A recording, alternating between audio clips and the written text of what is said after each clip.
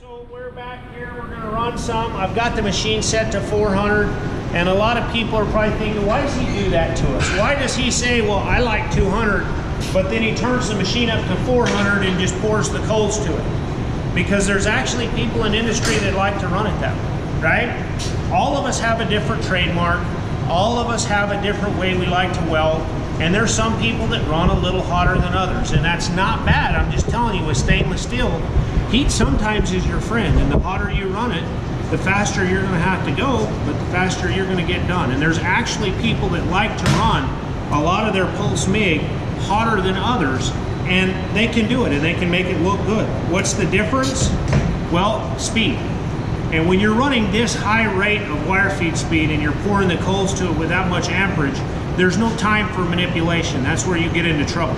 So what you'll find with pulse MIG on higher wire feed speed, higher amperages on carbon steel and stainless steel is people that run very high settings usually just do like a drag technique. They do little to no manipulation and they get away with it and make it look fine. The problem with me, and it's just me, is I have to turn it down a little bit because I like to manipulate, because that gives myself a cadence to timing, and my travel speed is a lot more consistent. If I just tried to drag a weld, I guarantee you the weld size would vary, the toes would be as crooked as a politician, it would be bad, right? So I'm a guy that turns it down a little bit and gives a little bit of timing through manipulation. And I also like to manipulate to control my weld size. When you run a lot higher heat and you just push, it's really hard to gauge them, and that's just personal preference. So we're gonna run a little bit on the high setting. You're gonna notice it sounds a little bit different because of the shielding gas than what the carbon steel did, but you still kind of have that buzz technique. Now remember, pulse, no matter what, likes to be clean. And where stainless steel doesn't have mill scale, it still has an oxide to it to protect it from corrosion. You want to make sure that that stainless steel is clean, clean, clean.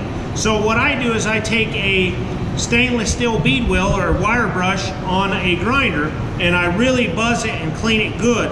And I only push. Remember, just push, pulse. That's what it likes. So clean base material, push it.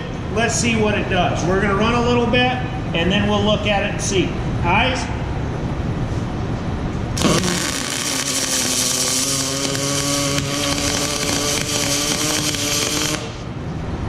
Okay, you guys can notice that it's hot, so while the video gets over here, you can see I'm starting to get a little bit of discoloration, maybe a slight gray look.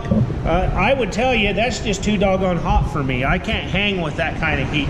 So we're gonna roll down to about 300 on the wire feed speed.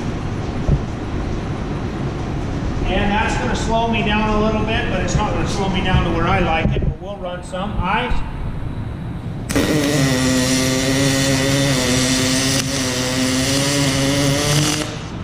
Okay, you guys can come check it out. As it cools, you're gonna see, all right, that one's got a little more color to it. It's not as dull. It still was a little fast for me. That puddle's a little elongated, meaning it's kind of hot. I'm gonna turn it down a touch more. I'm gonna go to where I had it at the 205, and we're gonna see what that does. Remember, adjust your stick out to where it's got the nice buzz sound. If you're getting a lot of crackling and popping, it's probably due to your stick out not being right. Eyes.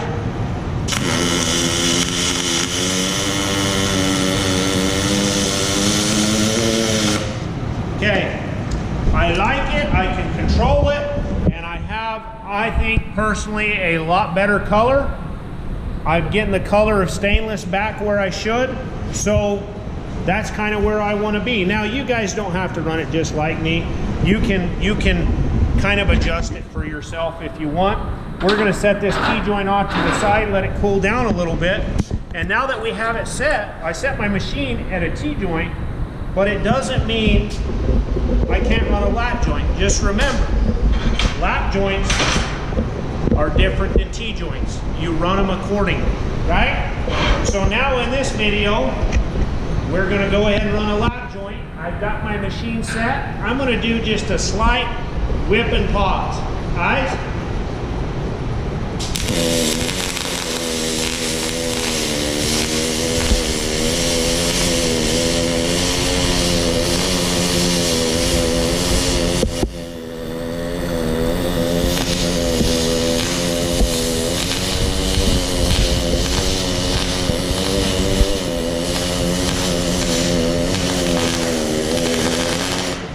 Okay, one thing you need to remember about this stainless steel, when you get to the end of your weld, it's really bad about getting an underfilled crater, and it's really bad about getting a fisheye.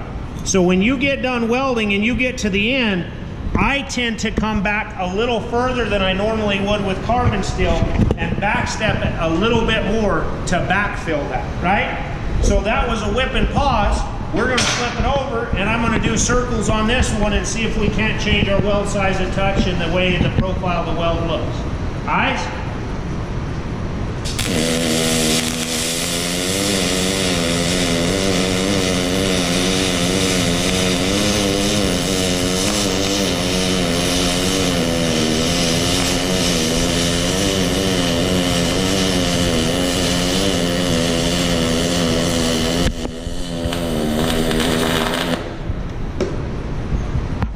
Okay, and as always, you guys know me, I'm a circle guy.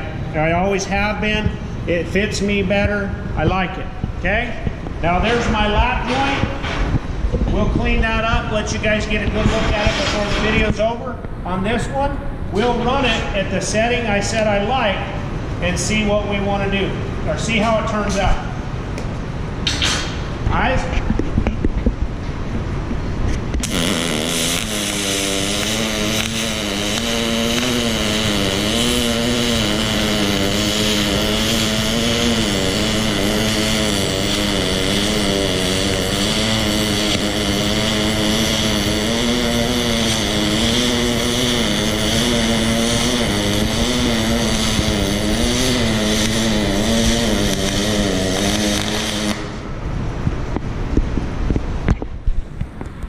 Okay, so let's take a wire brush to that, clean it up, let you guys get a close-up at it, and you guys can kind of see how it looks, and you can kind of see the difference, kind of see the reason I like it.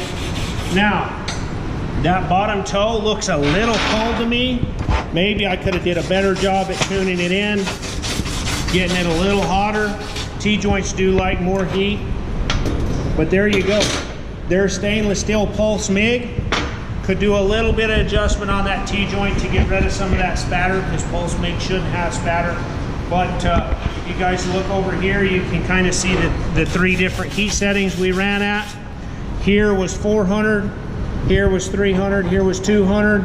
I mean, it's kind of just, it's like any other welding. Watch the puddle, let it tell you what it needs. Watch the toes tie in, see the crown reinforcement, keep your toes nice and straight. And if you can do these few simple basic things and understand basic machine setup, I'm betting you'll have a pretty good career. We'll see you guys in the next video. We're going to try to do some RMD and some pulse MIG on stainless steel pipe, kind of show that for you, and then we're probably going to close out the class with some metal core stuff.